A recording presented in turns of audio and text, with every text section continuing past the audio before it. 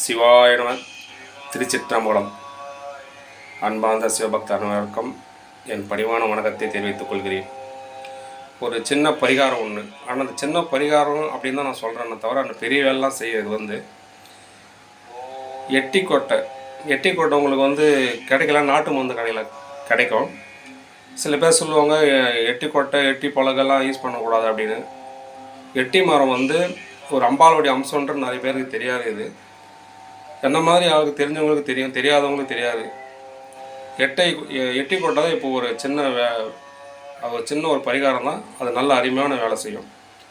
வீட்டில் நிம்மதி இல்லை, கடன் தொல்லை, இல்லை பில்லி சூனி யாவல், இதில் யாருக்காவது பேய் பிடிச்சின்னு இருக்குது அப்படின்னா கூட இது இந்த சின்ன விஷயத்த பண்ணுங்கள், உங்களுக்கு நல்ல பலன் கிடைக்கும். புது அகல் விளக்கு வாங்கிக்கோங்க. அதில் தூய்மையான நல்லெண்ணெய், அதில் பச்சை கற்பூரம், லவங்கப்பூ,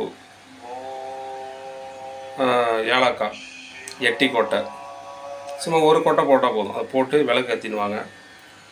நீங்கள் 7 நாள் இல்லை 21 நாள் கூட ஏற்றுங்க, நல்ல ரிசல்ட் கிடைக்கும். இதை செய்யுங்க. எட்டி கொட்டை நாட்டு மருந்து கடையில் கிடைக்கும். கிடைக்கிறவங்க எடுத்துங்க, மரம் எங்கேயாச்சும் இருந்தாங்க. இல்லை கிடைக்காதவங்க நாட்டு மருந்து கடையில் வாங்கிக்கோங்க. மீண்டும் சொல்கிறேன், எட்டி கொட்டை, ஏலக்காய், லவங்கப்பூ, பச்சை கற்பூரம், நல்லெண்ணெய், தூய்மையான நல்லெண்ணெய் இருக்கணும்.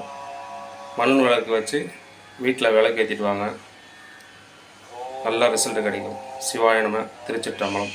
என்னை காண்டாக்ட் பண்ணணுன்னா என்னுடைய இந்த நம்பருக்கு காண்டாக்ட் பண்ணுங்கள். நான் சோழி பிரசன்னம், தாம்பூல பிரசன்னம்லாம் பார்க்குறேன். சனிக்கிழமை தவிர மற்ற எல்லா நாள்லேயும் நான் பார்க்குறேன்.